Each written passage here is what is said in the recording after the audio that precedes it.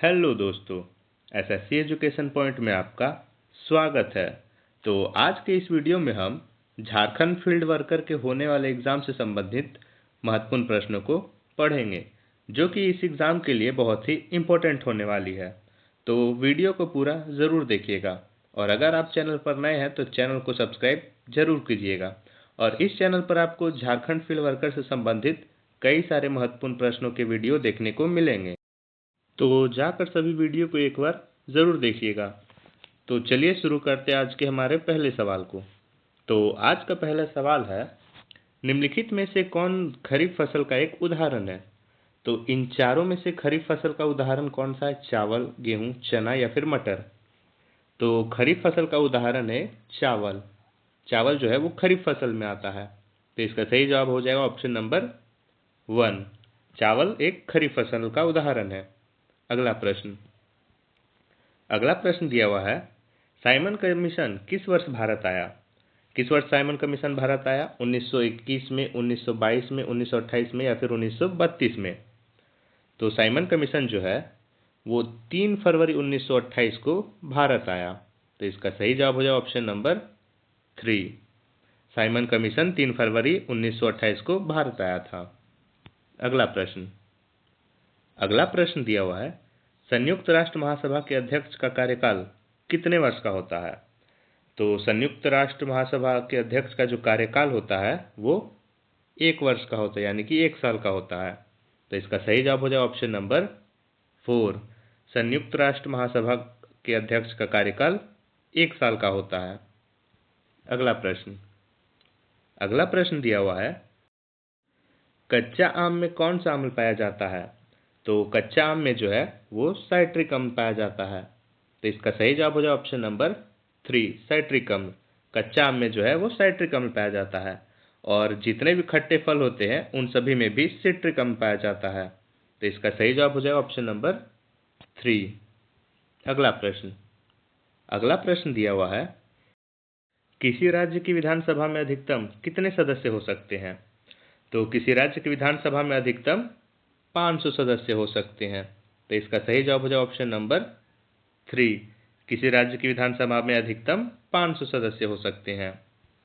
अगला प्रश्न दिया हुआ है, झारखंड राज्य के गठन के समय प्रधानमंत्री कौन थे? तो झारखंड राज्य के गठन के समय जो थे वो प्रधानमंत्री थे अटल बिहारी वाजपेयी।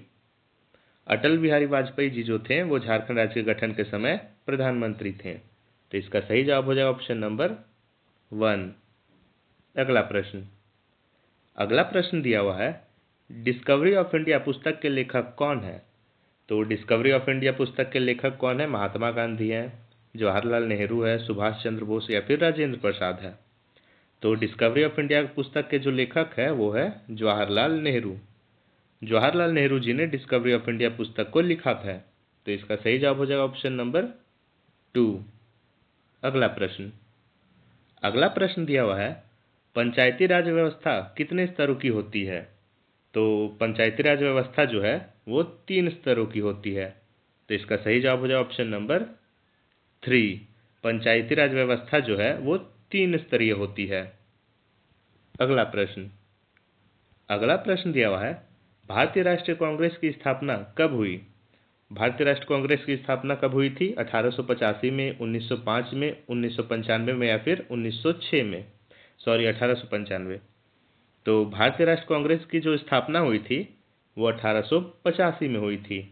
तो इसका सही जवाब हो जाएगा ऑप्शन नंबर 1। 1885 में भारतीय राष्ट्रीय कांग्रेस की स्थापना हुई थी। अगला प्रश्न दिया हुआ है, जय जवान जय किसान का नारा किसने दिया था? तो जय जवान जय किसान का जो नारा है वो लाल बहादुर शास्त्री जी ने दिया था। तो इसका सही जवाब हो जाएगा ऑप्शन नंबर 4। लाल बहादुर शास्त्री जी जो है वो जय जवान जय किसान का नारा दिए थे। अगला प्रश्न दिया हुआ है, क्षेत्रफल की दृष्टि से भारत का सबसे बड़ा राज्य कौन सा है?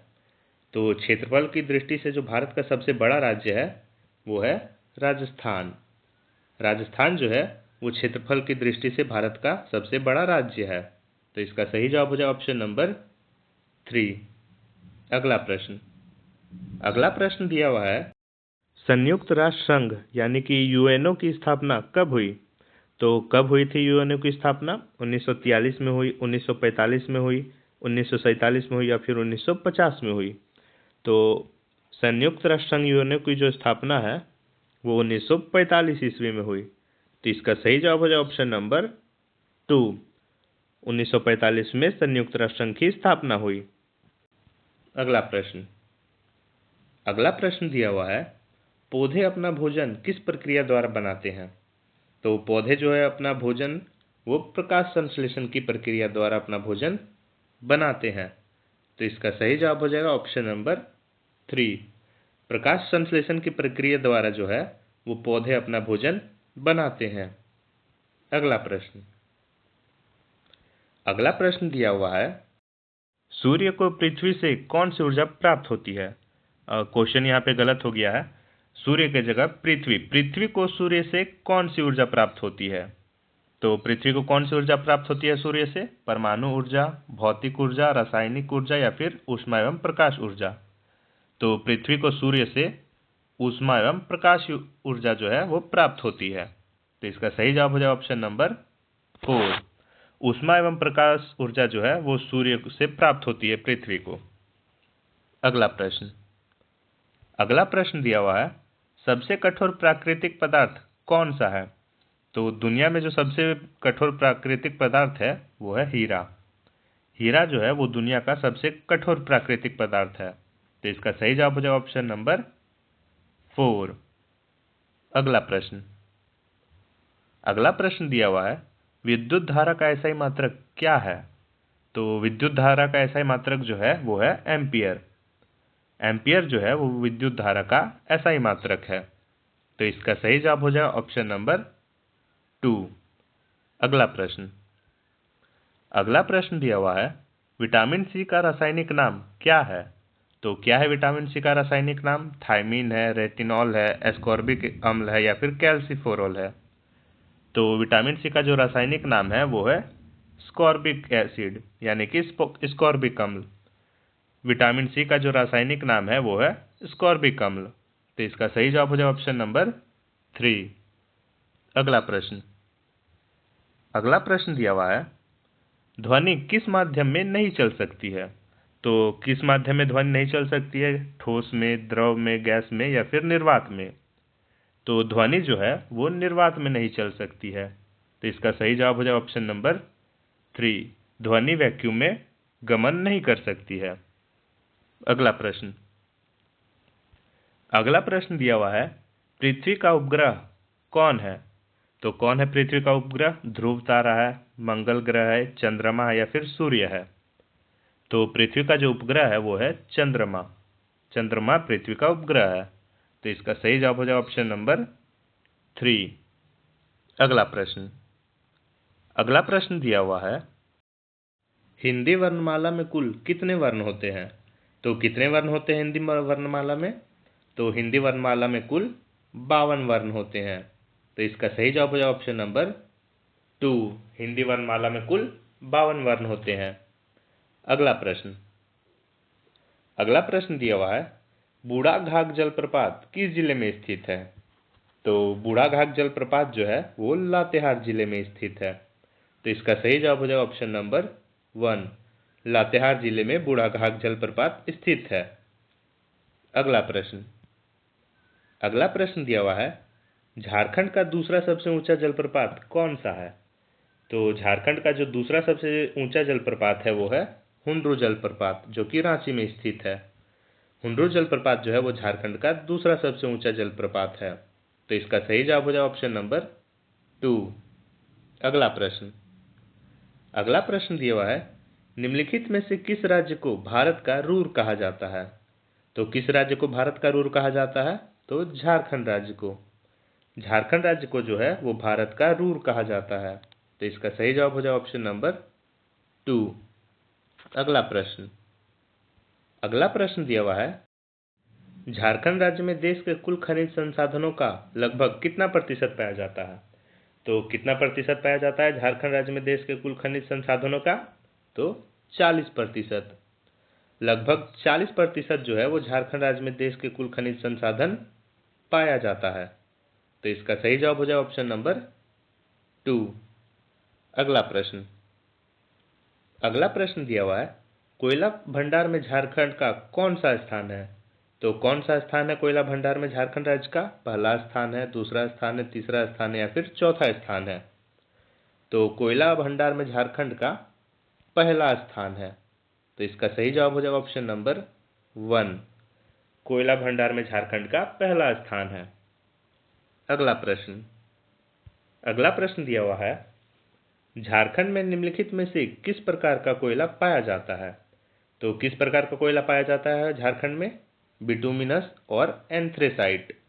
झारखंड में 2 प्रकार के कोयले पाए जाते हैं, एक बिटुमिनस और एक एंथ्रेसाइट। तो इसका सही जवाब हो जाएगा ऑप्शन नंबर 4, 1 एवं 2 दोनों। झारखंड में बिटुमिनस और एंथ्रेसाइट दोनों प्रकार के कोयला पाए जाते हैं। अगला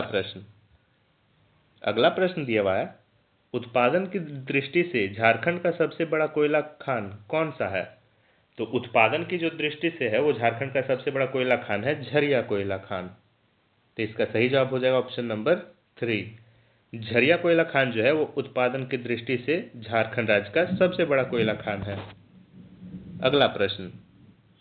अगला प्रश्न दिया हुआ है, सिकनी कोयला परियोजना कहाँ स्थित है? तो सिकनी कोयला परियोजना जो है वो लातेहार जिले में स्थित है। तो इसका सही जवाब हो जाएगा ऑप्शन नंबर 4, लातेहार जिले में सिकली कोयला परियोजना स्थित है। अगला प्रश्न दिया हुआ है, हिंदू भाद्रपद मास में जनजातियों की कौन सी पूजा होती है? तो कौन सी पूजा होती है हिंदू भाद्रपद मास में जनजातियों की? तो कर्मा पूजा होती है जनजातियों की हिंदू भाद्रपद मास में। तो इसका सही जवाब हो जाएगा ऑप्शन नंबर 2। अगला प्रश्न दिया हुआ है, शिबू सोरेन किस लोकसभा को प्रतिनिधित्व करते थे? तो किस लोकसभा को प्रतिनिधित्व करते थे शिबू सोरेन? तो दुमका लोकसभा को। तो इसका सही जवाब हो जाएगा ऑप्शन नंबर 4। शिबू सोरेन जो है वो दुमका लोकसभा को प्रतिनिधित्व करते थे। तो आज का जो प्रश्न है वो यहीं समाप्त होता है। ये थे झारखंड फील्ड वर्कर के एग्जाम से संबंधित कुछ महत्वपूर्ण प्रश्न, और डेली ऐसे ही महत्वपूर्ण प्रश्नों को पढ़ने के लिए हमें सब्सक्राइब जरूर करें। धन्यवाद।